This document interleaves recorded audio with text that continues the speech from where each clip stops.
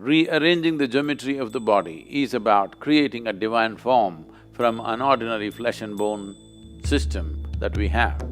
These 114 chakras, if we rearrange them in a certain way, a complete different possibility becomes available around those forms. So in India, such people get referred to as Bhagwan.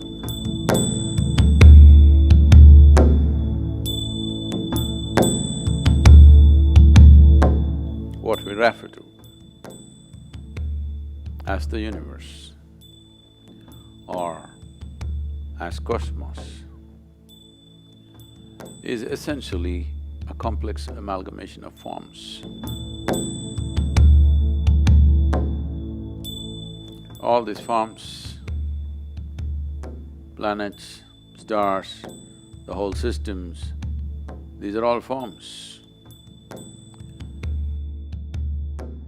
When these forms evolve over a period of time to become efficient forms, seemingly perpetual, they have become seemingly perpetual in our experience because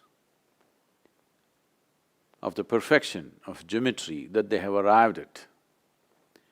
It's not something that it suddenly happened. Each one of these forms have evolved over a period of time. Certain forms which evolved beyond a certain point.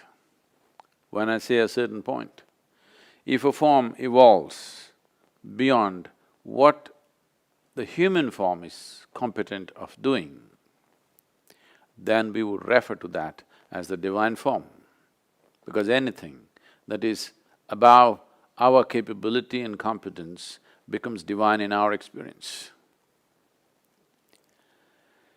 So when we say divine forms, the misunderstanding in the monotheistic religions is that those who have many forms have lost their way. That is, they do not know what divinity is, they have invented too many images. These forms are not invented, they're derived. By observing the nature of the universe, identifying that certain forms are able to perform and exist in a reverberance which is beyond what is normally considered human, then all those forms we identified as divine forms, which are worthy of looking up to. Above all, these are forms we have to learn how to use, how to become accessible to these forms which are more competent forms than our own form. There are natural forms on this planet which can function in a higher intensity than the human form, or we can assemble forms, or we can create forms, a certain combination of forms which will function in a higher way than the way we are right now. In fact, the whole system of yoga is just about arranging or rearranging your own form.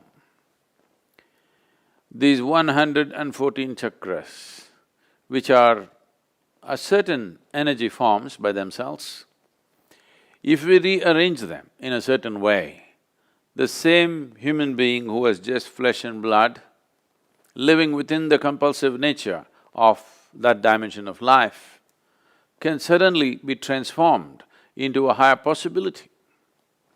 It is those people who have transformed themselves or the geometry of their existence to a higher level, either by realization or by understanding or by sheer intensity of energy or emotion. They have transformed themselves into a higher geometric form so that their very presence exudes a completely different dimension of energy, a complete different possibility becomes available around those forms. Then we refer to those forms as divine forms. So in India, such people get referred to as Bhagwan, or there are so many other names which essentially means godlike or divine. The nature of the human body has come with a certain arrangement. There's a whole science which has become a very quasi kind of science these days because of the intuitive sciences have fallen on bad places because general integrity in the society has fallen. People start saying things, guesswork is considered intuition. Otherwise, whenever a child is born, usually in India, they used to call a person who's intuitive, who'd come and observe the geometry of the child's body and would say, this is what is possible in this child's life. Not by looking at the stars, but simply looking at the geometry of the child's body, the energetic geometry of the child's body.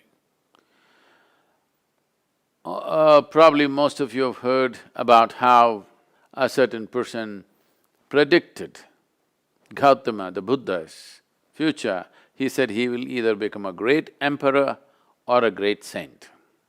So this may, for logical minds, this may look like, oh, this is, come on, this or that. Both sides of the coin, if you say you're bound to be right. No, he's only talking about looking at the intensity of the geometry. He's saying, either in the material world he will achieve great things. Because he's a king's son, he's saying maybe he will become a great emperor. Or because of a certain observation, if such intensity is there in the child, why would he waste his time ruling over people? He would rather embrace them, which is more sensible to do. He would rather transform them, which is more sensible to do. So, he said the intensity is going beyond being an emperor. Being a king's son, probably he will become an emperor. But when I look at the intensity of the geometry, maybe he will become a great sage. Well, he turned out the other way around. He was not wrong in that prediction. If he had fallen back in his life for some reason, maybe he would have become a great emperor, a conqueror. Maybe he would have conquered many lands and become a great emperor. Great emperors did not happen without so much guile, violence and many things which most people wouldn't want to do in their lives. To be a great emperor, you have to do many things that a whole lot of sensible people will not be willing to do. So Gautama chose the other way around and the prediction was not wrong. The prediction is he is looking at the seed and this can become a great tree. So the geometry of the body, rearranging the geometry of the body is about creating a divine form from an ordinary flesh and bone system that we have. Is something wrong with flesh and bone? Nothing wrong, it comes with its limitations. It's a compulsive form. Is something wrong being compulsive? Nothing wrong if you don't appreciate what it means to be free. Nothing wrong being compulsive. Is something wrong being a creature on this planet? Nothing wrong. It is just that if you die without exploring the possibility of being something more, human life does not get fulfilled. Every life, from the smallest to the biggest, is aspiring to become a full-fledged life. Because the human being has come with this possibility, which is quite limitless, because of that, people are trying to fix their ambitions and goals in their life. What is a seamless possibility? People are trying to fix it so that they will feel like achievers. If they pass an examination, they feel great. If they get a job, they feel great. If they earn $1 million, they feel great. Some nonsense like this. This is like among the lame people, you're a champion just because you have 2 legs. Human possibility has come with a seamless possibility. There is no way you or me can fix a goal, if I reach this, I'm done. It's a stupid way to culture one's life. If you arrange your inner geometry properly, this becomes a machine to go very far. How far it goes internally is entirely determined by the human being, the individual being. But how far it goes in the world are determined by the times, by the society, the social structures, so many things. You may get knocked down on the way. You may not get crucified, somebody may run you down on Highway 8, you know. So, how far we get in the world are subject to many things.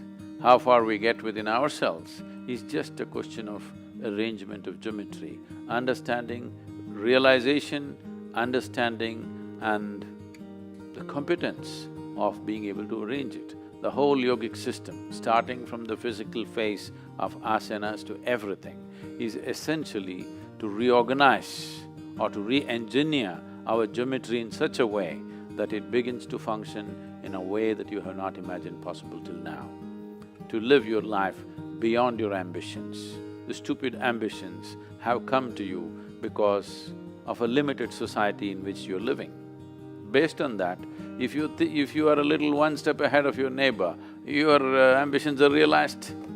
No, I'm not just thinking about this, I want to be the richest man in United States. It is still among the lame. Among the lame you're a champion, that's all.